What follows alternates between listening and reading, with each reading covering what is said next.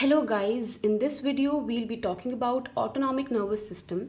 Autonomic nervous system is responsible for the involuntary action of our body like heartbeat, digestion, etc.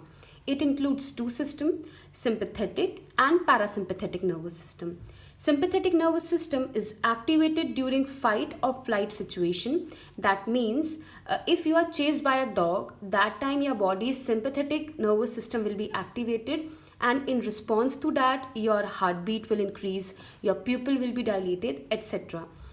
In parasympathetic nervous system, this is activated when body is in rest and digest situation. For example, if you're in your room resting in your couch, that time parasympathetic nervous system is activated, and process like digestion, salivation, these will be increased.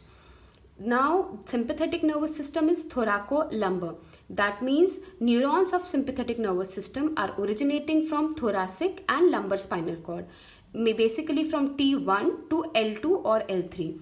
Parasympathetic is craniosacral. That means its neurons are generating from cranium and sacrum spinal cord.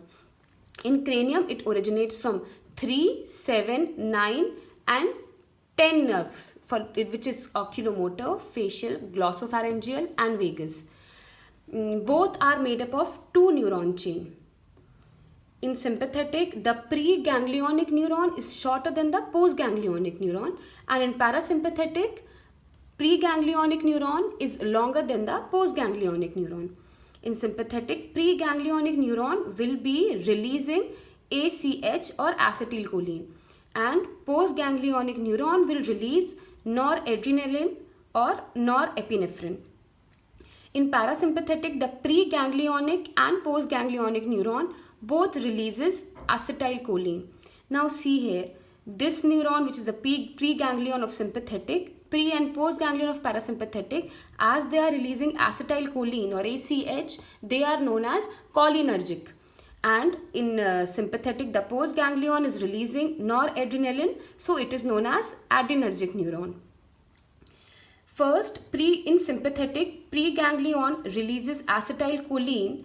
Acetylcholine will bind to specific receptors which are known as nicotinic receptor. So it binds to nicotinic receptor.